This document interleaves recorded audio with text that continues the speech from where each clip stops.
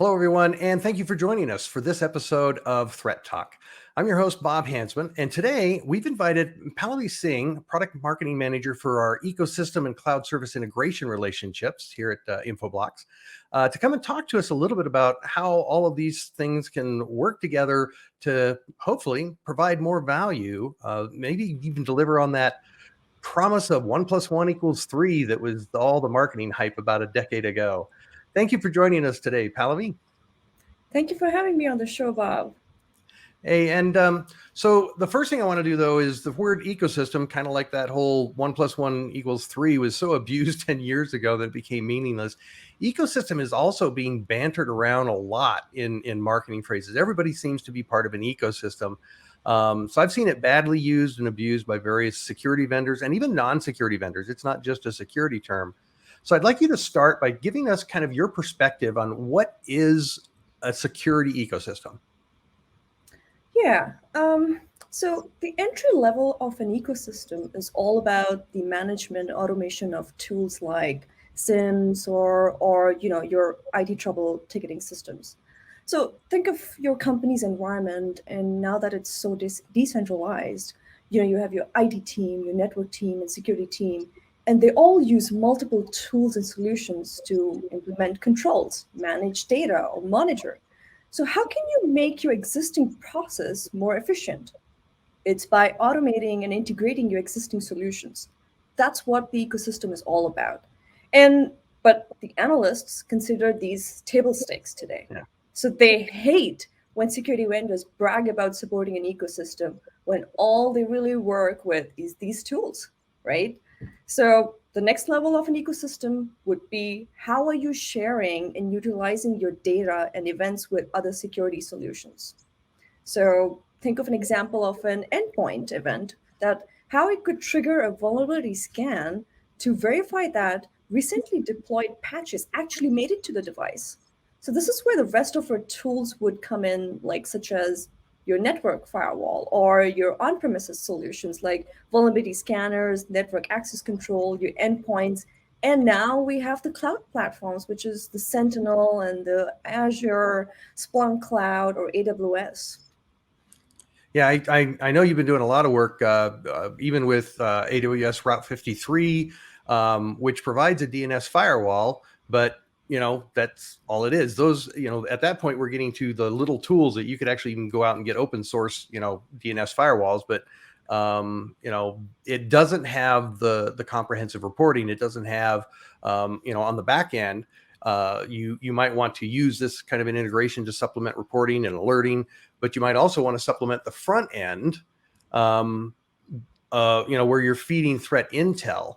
So I'm kind of excited to see some of that, because that's all stuff I know you've been working on for the last 6 to 9 months on, and but there's also the higher level that you were talking to me about earlier. I remember when I got into this, obviously I've been doing this for 30 plus years. And when I first got into a lot of the security management kind of tools, the first thing that they really wanted to make sure you had was Active Directory, because all of your events came as this IP address had this event. And here's some details about the event. Here's some details about the malware. And it's like, yeah, but I need to know some details about that IP address. Who Yep. is it? And it was always a who, because back then, we were really endpoints were servers and desktops. I mean, this was even like when the laptops were just coming out, and most people didn't have the laptops, only your road warriors did. So, Active Directory became a great thing to integrate with your solutions, your security tools, so that when you had an event, you could then look at it and say, this happened at this IP address, which is a Windows system. It's for Tom and accounting, and it could give you some more context. But today we're dealing with BYOD and IoT. And if you're in transportation, if you're in manufacturing, if you're in oil and gas or electrical distribution, water distribution, there's so many kinds of devices that we're dealing with today that it's not a user device. And the stuff in Active Directory is going to have minimal value. What can we integrate? I mean, what kind of tools are there to make that better? Yeah. So, I mean, think of we, let's say a security team uses so many tools, and they think like, okay, a NAC would be for this, or we have this SIM solution, or we have this for threat intelligence, but we forget the fact that we keep getting new tools in our environment. But how are you going to manage it, or who's going to learn that, right? So what an ecosystem can do to help you is like balance the risk depending on the integration option you have available for you. So like you can start it by making all of your defenses more effective by sharing threat intelligence. So you can go with full-fledged threat intelligence platform, or just use something that can collect or aggregate threat intelligence from a variety of sources and normalize it and then share it out this massive feed which you have customized it, right? So like you mentioned about different devices, how are we going to go about managing it? Let's start with the existing tools you have, and how can you make the most out of it, right? Like if any one threat intel source has the indicator of compromise for a threat, then all of your tools can be capable of detecting it. Yeah, so you get an IOC from one company feed, or open source feeds, or third party feeds. A lot of companies they'll buy feeds that are just a feed about newly observed domains, so that, because those tend to be a little more suspicious than one that's been around for 4 or 5 years. But you can take all those feeds and integrate them together. We had Drews McFarlane on several months ago. Actually, it's probably time to have him come back and give us an update. And he was talking about how some studies that they've done, not they Infoblox, but they, like universities, had shown that threat intel sources from multiple vendors were all tested, and they found like maybe 10 or 11% overlap, which means about 90% of what was in each feed was kind of unique. So blending them together, and you're saying that can all be automated, right? Yes, it can all be automated, and it's all about customizing it, right? And as you learn that what's out there on your environment, and you go like, okay, I want this vendor, these specific vendors to be pushed to one of my SIM platform, right? So that helps you to go about like, oh my God, like, okay, I can send, let's say, XYZ vendor to my SIM solution, and then that can improve my reporting and analytics. So you're going like, I have multiple threat feeds, and there's no overlap, and that helps me to categorize the risk based on its severity. Well, and you mentioned the SIM. I'm thinking like Splunk. They also now have Phantom, and a lot of the SIMs are kind of, and hopefully they don't call them next gen SIMs. I really don't like that next gen phrase, but they're starting to add additional functions to help them with threat hunting and threat investigation. And so they're taking, I know that Splunk does take those threat intel feeds in addition to feeds from your network, like your IPAM solution, which your IPAM would have all the details on like your BYOD devices. And the other thing I like about IPAM is, particularly when you're doing investigations, that historical context that it can provide to your other tools is that, well, yeah, you saw this IP address report this incident 3 months ago. And then today we've seen a different IP address report another incident, but it's a different kind of incident that could be connected. And oh, guess what? Those IP addresses are actually to the exact same device. It's just that, IP addresses get changed and renewed periodically. But with an IPAM solution, they're able to connect all those dots. And then when that kind of intelligence is then fed into something like a SIM, or like I said, a Phantom threat hunting tool, threat investigation tool, DNS investigation tool, it makes it a lot easier because it's all normalized. You have every event is now linked to the device, not to an IP address. So there's some really cool stuff there. But I'm thinking that this is going to reduce the impact of the personnel shortage by having everything in one place. Because having done threat investigations, excuse me, I remember having to spend an hour or two just pulling all the logs that I need. Well, not just pulling, downloading, it took a while, but then I have to filter through them and dig through them. But if everything's automatically filtered and then sent over to the SIM, it's all in one place. And then this automation you're talking about, that means that I didn't even have to filter or anything. It just automatically ended up in the place where I needed it. So I think this is a personnel shortage advantage. It's an efficiency advantage. And then just the fact that it can speed an investigation. I mean, because I think there was a survey, Osterman did a survey about a year ago. Forrester did one not too long ago, and they all basically say it takes anywhere from a half a day to 6 hours for a real event to be fully investigated and either resolved or eliminated as no, that wasn't a real incident. And so time is just time is a big challenge right now. I think it's the enemy of security. Oh my God, yes. So, This but is where go ahead.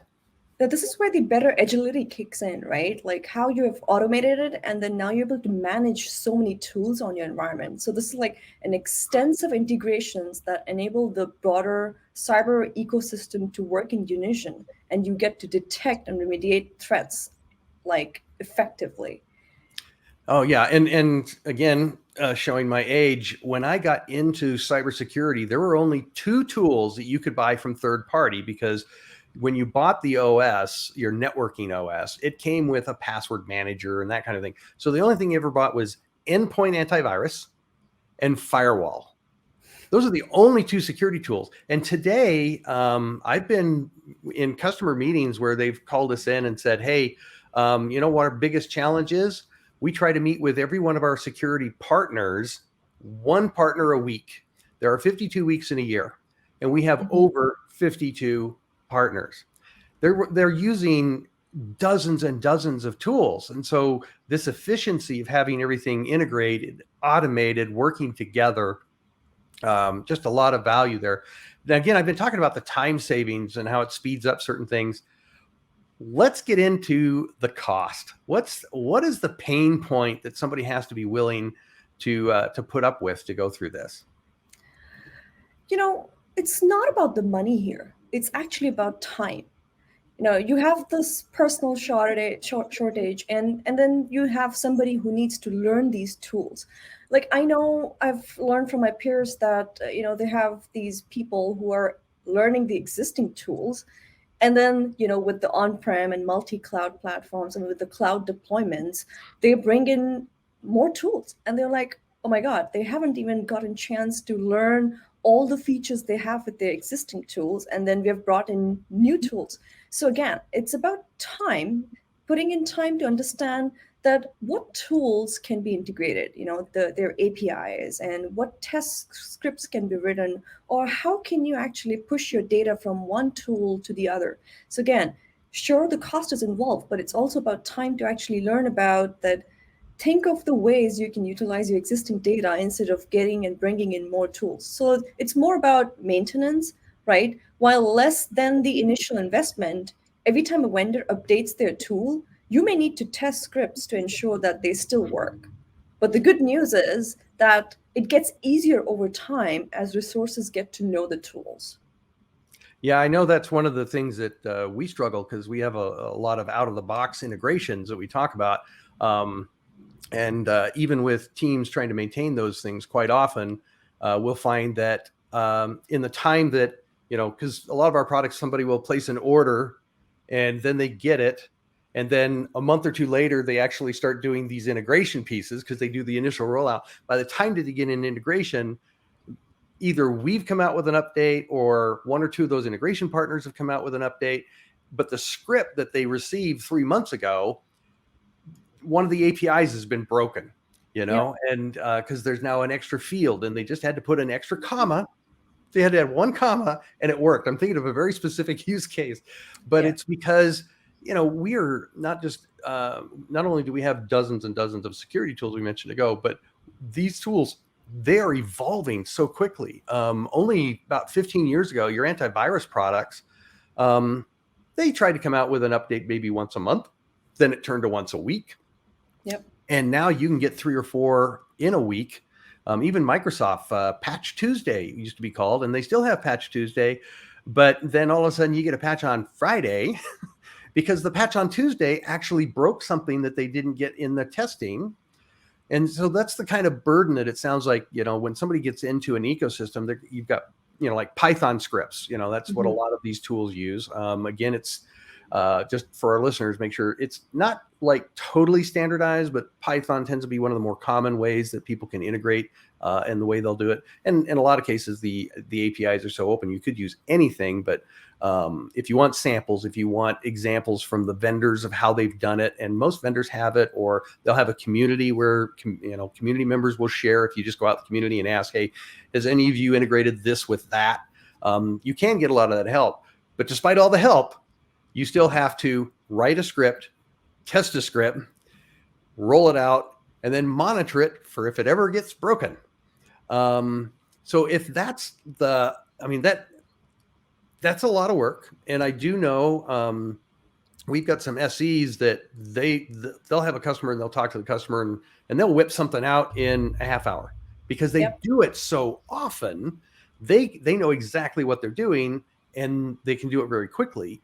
But even if you have people that are that skilled, this isn't their only job. Every time they come back to it, they got to check their notes. Now, how did this work? And if hopefully they documented their code. Yeah. And all of those kinds of things. But it is a big long-term investment. But some tools, I mean, we were talking at the very beginning, you said analysts say that everybody claims an ecosystem when all they do is send data to a SIM. And they might send it to a ticket system. I had one of them when I remember briefing them on ecosystem about 2 years ago. I mentioned the word ecosystem. He interrupted me. He says, are you talking about more than a ticketing system? And I'd say, yeah. He says, okay, you go on. Yeah. Like you said, they hate everybody bragging about an ecosystem when that's all it's done. But so there's some low-hanging fruit there. But there are other tools that I've seen people ask for integration on. And it was simply because they'd integrated everything else. They thought, well, I'll just integrate this too. But they hadn't thought through the value, the ROI of it. How should somebody start on this? It's about baby steps, right? Like think of how the integration works or call the vendor, right? It's important that you understand how things work or how the vendor can help you. Because instead of you going out on open sources and finding stick shifters to see how things work, you never know. Maybe that integration has already been done for other clients or other customers. And another important detail would be the official partnerships. Think of all the marketplaces out there, right? AWS Marketplace or Azure, or now Red Hat has Marketplace as well. So you'll see that a lot of integrations are already out there.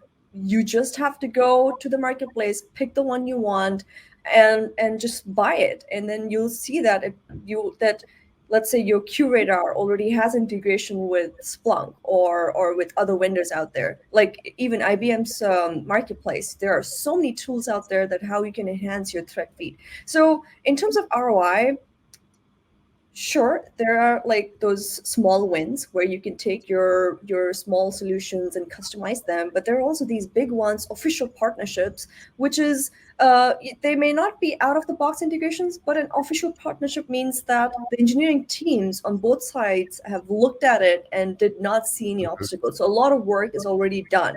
So when you go pitch to stakeholders about saying, hey, we need to work on ecosystem and enhancing our existing tools, you can always say that, what's the return of investment like?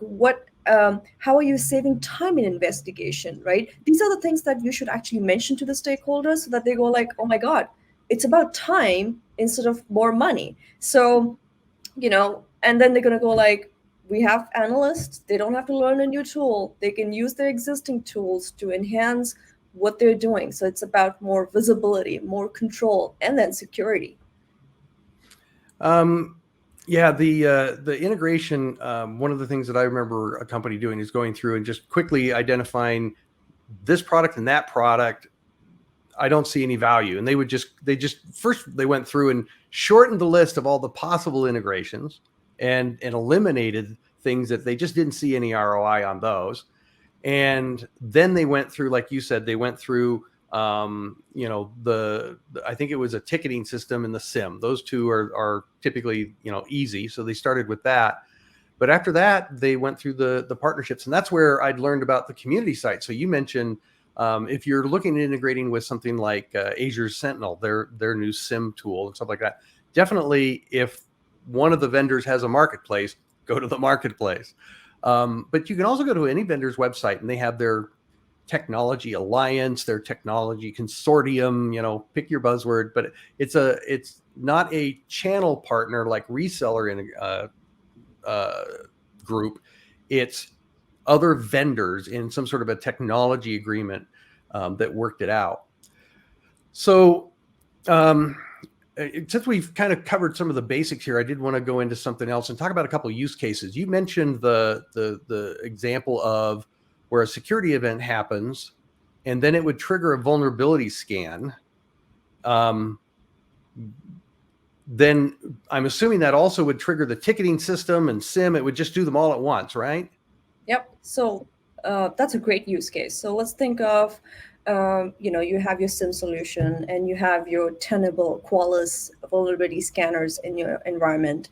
And let's say you have ServiceNow. Everybody has service. Most of them have ServiceNow. So you have your SIM, and our analysts are getting thousands of alerts every day.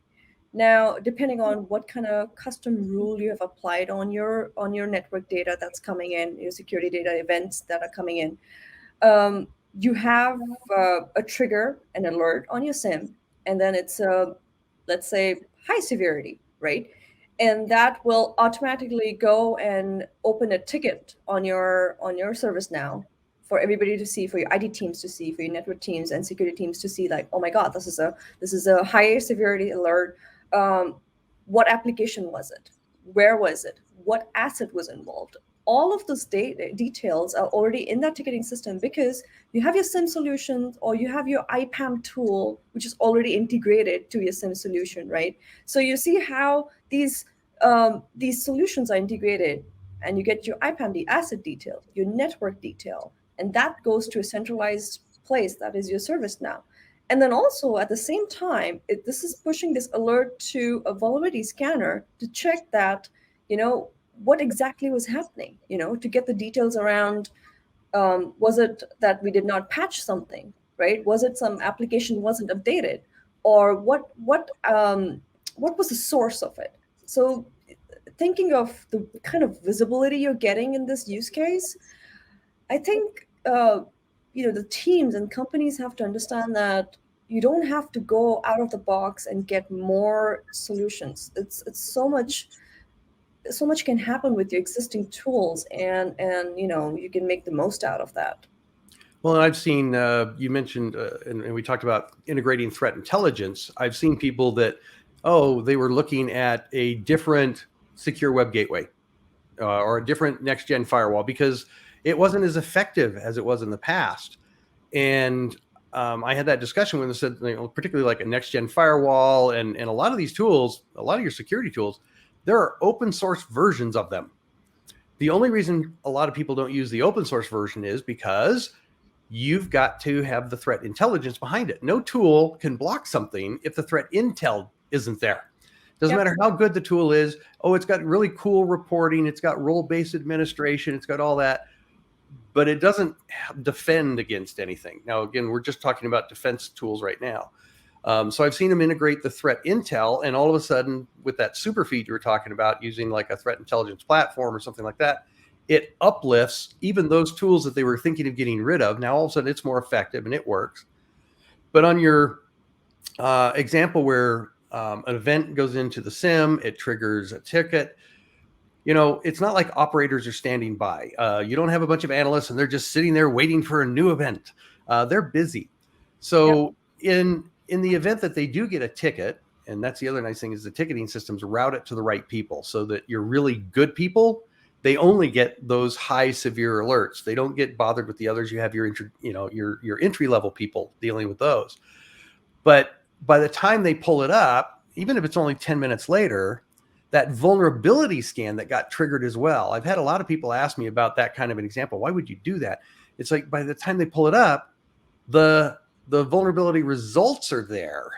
And I can now see that a patch we tried to roll out Tuesday on all of our Microsoft systems, this particular system, for some reason, it didn't take, because that's the other I mean, that's the other reality we have to deal with. A lot of these automated processes, you can't depend on them 100%. You roll out a patch using an automated tool, 1,000 endpoints.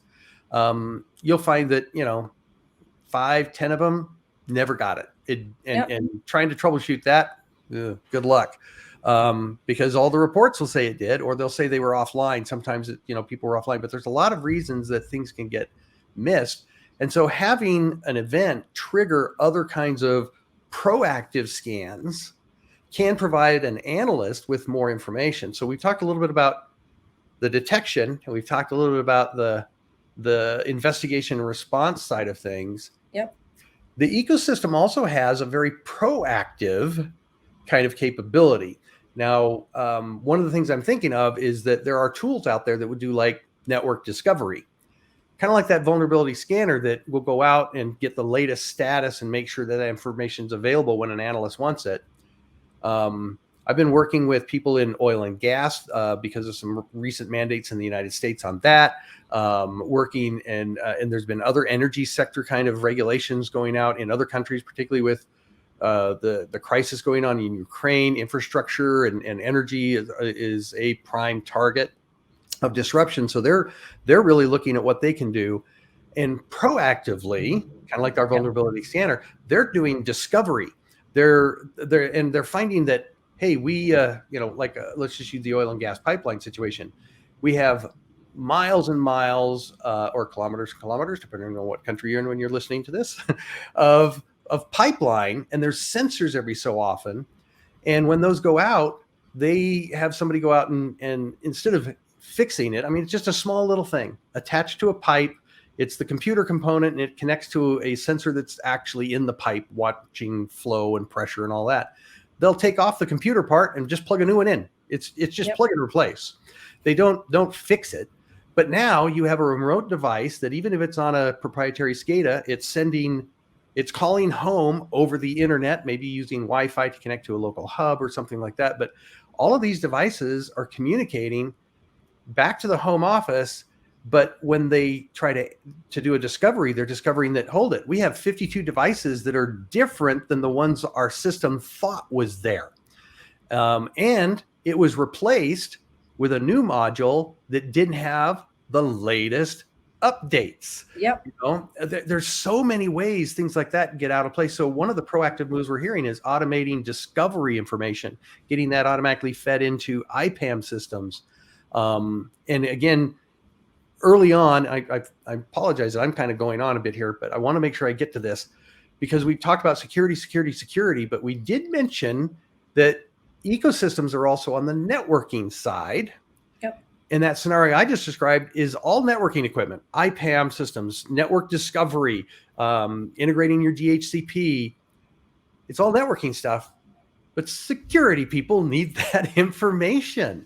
Absolutely. The NOC and SOC teams, they go hand in hand. They gotta be intertwined. The processes have to be intertwined for them to have that network insight, discovery, and control with what's happening. It was a great example of what you gave about the OT environment, right?